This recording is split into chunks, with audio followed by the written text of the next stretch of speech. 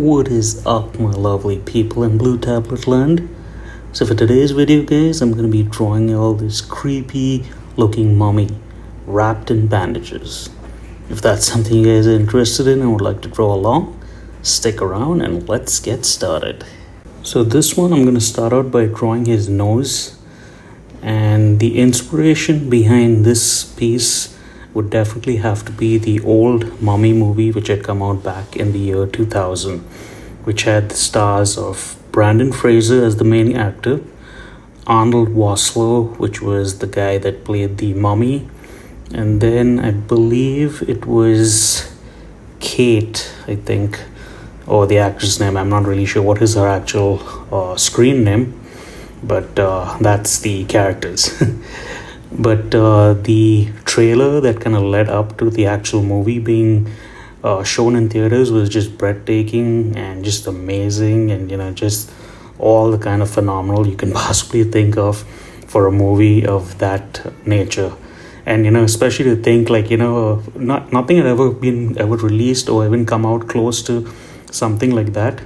So when this movie's trailer first aired up on TV and everybody was watching it, I think everybody was kind of intrigued and kind of excited to go and see what the whole movie was all about. So for this illustration, I kind of wanted to capture the scene where Imhotep, the guy that plays the mummy, is being mummified, and the head priest proceeds to kind of drop all these live looking beetle things into his coffin, and then they kind of seal up the coffin. So pretty much what I was doing is trying to visualize what his face would look like in the whole mummification process, and if it was almost half there. So that's what I was trying to see, say if there was a camera, obviously not in his coffin, I would have to say, at the time, and all of these critters were eating him up slowly, and if somebody were to just snap a picture, this is what I think the image would kind of look like. So that's what I was trying to think about the whole time when I was trying to get this character of the mummy all together. I can still remember, as if it was yesterday, everybody in the theater was like, "Oh man, that is not the way to die," just having these critters just kind of dumped all over your body and they're slowly eating you alive while you're kind of clawing your way through all these bandages and being locked up in a coffin. I mean, if you think about the whole mummification process and what it entails, I mean, gosh, it just sounds painful. And then the fact that it was done to people, or in this case, or in the movie, they were done to the priests alive, that I think is even more eerie and more gruesome, I guess. But drawing the illustration and actually trying to capture all of that into one particular piece is the fun part, and that's what I kind of enjoyed doing. So initially I kind of wanted to draw the actual whole mummy and draw the entire character, but then I was like, maybe it might kind of get too long. But boy, was I wrong on that. I mean, just drawing the head of this one, and he kind of took the longest. But as I said, I enjoy doing the drawings. It's just sometimes it's kind of sucky that I always have to keep track of the camera and make sure it's recording, and that way the video is not an hour to 2 hours long if I were to keep it in the actual time frame of what it's actually recording in real time. So I kind of did the details on this piece as I was doing the line art, so that way it would kind of save a little bit more of time so I could get down to the actual coloring. So now for the coloring over here, I kind of wanted to keep the bandage as a white color, but then I think later on I kind of looked at it and I was like, I don't know, white might be the actual color of choice. But for now, I mean, it kind of looks nice. And the only reason it kind of looks nice now, it's because it's got this darkish gray kind of a background on what I'm coloring on.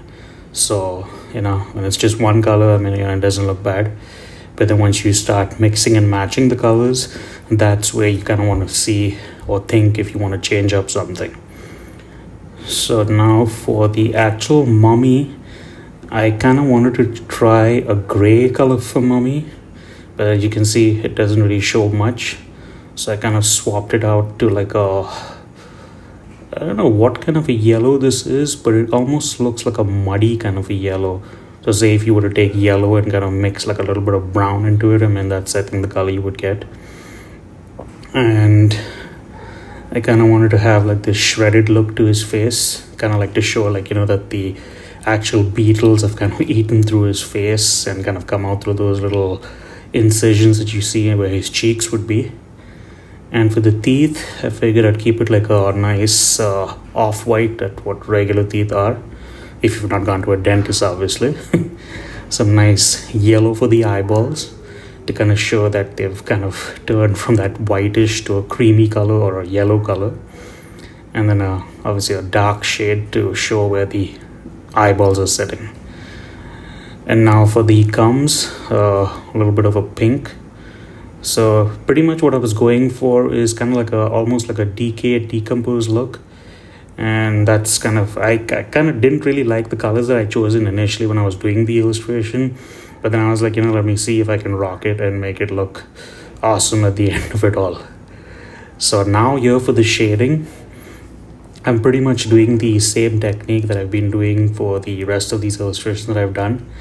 And over here, this one is at the 30% opacity.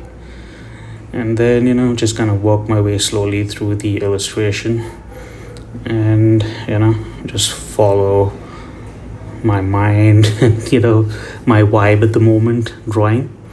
But, for you guys, I mean, and if it's somebody new that's watching on, my shading and what I show over here is just an inclination of what I was thinking at the time, Like for me, if I were to delete this layer and start over fresh, I'm pretty sure that the shading would come out totally different than what I've done it right now, So, when you do your shading, I mean, just try it and see what it looks like. If the final result is nice, stick with it. And if it is not, I mean, just start out fresh and then just try something new.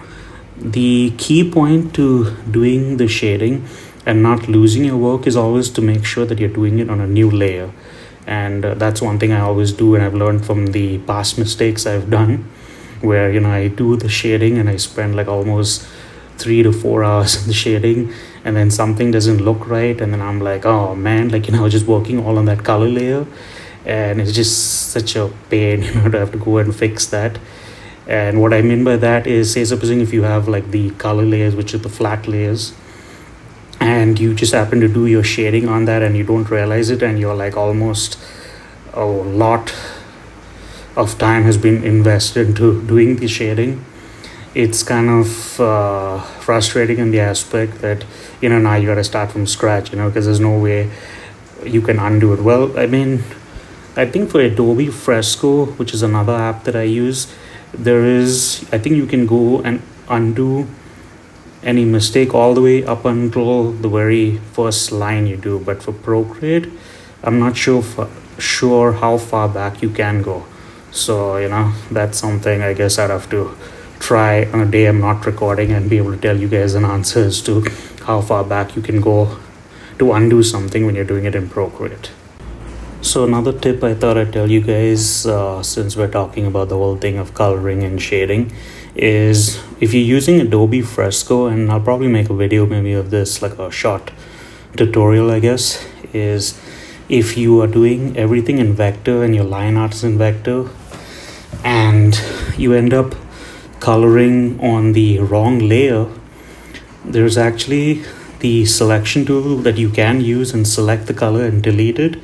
And that was something that I found out totally by mistake, so that's just something I wanted to throw in there. Here for the highlights now, I chose the same white color, but in this illustration, I think what is unique is everything had to look like really gooey and wettish, because the mummy is still kind of decomposing and kind of in the process of like breaking down. So I figured like everything would be like just wet and gloppy and sticky and all that, so I think that's why I wanted to show as much shine as I possibly could. I mean, I don't end up finishing the entire highlights in the video, but I'll probably end up doing it once I'm done recording. But just to show you what it would look like, if you add more shine, and how you can get the image to have that nice high gloss kind of a look. And again, this is just trial and error. If you like what you do, go by all means carry on with it and do it in your other illustrations. And if you find something you like that you did by mistake, run with it and just keep improving. But so far I think I like how the illustration has turned out. I know I said earlier on that I wanted to change up the colors, but I'm kind of glad I stuck with this and worked on it till the very end of here. Well, kind of in the end. But make some white lines on the inside of here to show that more of a glossy look on his gums, and then a little bit of some shine for his teeth. But sometimes I want to try something new, so I just kind of do it while I'm not recording. But anyway guys, I guess we'll go ahead and wrap this video up as always, and say thank you to all my followers and to all the new people that have come on board. Thank you for stopping by, and I will see you guys in the next video. Till then, take care of yourselves.